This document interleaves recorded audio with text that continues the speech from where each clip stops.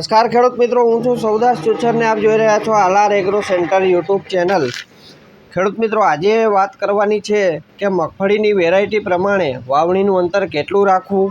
બિયારણનો દર કેટલો રાખવો અને તેના આધારે પ્રતિ એકરે છોડની સંખ્યા કેટલી થાય એ વિશેની સંપૂર્ણ માહિતી આજે આપણે આ વિડીયોની અંદર મેળવશું। હવે ખેડૂત મિત્રો, ઉભળી પ્રકારની જો મગફળી હોય એટલે કે જે 11, GG2, GG5, GG7, GG9, GG32, GG35, GG38, GG39 અને GG40 જો આ પ્રકારની ઉભળી મગફળી હોય તો તેમાં વાવણીનું અંતર 45 × 10 સેન્ટીમીટર એટલે કે 45 સેન્ટીમીટર એટલે કે 18ની જાડીએ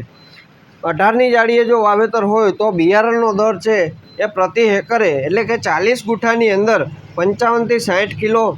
પ્રતિ એકરના હિસાબે રાખવું અને આટલો બિયારણનો દર રાખશો એટલે છોડની સંખ્યા 1,22,000 થી 1,33,000 જેટલી છોડની સંખ્યા એક એકરની અંદર થાય। હવે ખેડૂત મિત્રો, ઉભળી પ્રકારની મગફળીનું અંતર 30 × 10 સેન્ટીમીટર એટલે કે 12ની જાડીએ રાખવાનું હોય તો તેમાં બિયારણનો દર છે એ 65 થી 70 કિલો પ્રતિ એકર એટલે કે 40 ગુઠાની અંદર 65 થી 70 કિલો બિયારણની જરૂર પડે અને તેમાં છોડની સંખ્યા 1,44,000 થી 1,55,000 જેટલી છોડની સંખ્યા પ્રતિ એકરના હિસાબથી થાય। હવે ખેડૂત મિત્રો, અર્ધ વેલડી મગફળી હોય જેમ કે GG20 છે, GG22, ગિરનાર 4 કે ગિરનાર 5 હોય તો 60 × 10 સેન્ટીમીટર રાખીએ। 60 × 10 સેન્ટીમીટર એટલે કે 24ની જાડીએ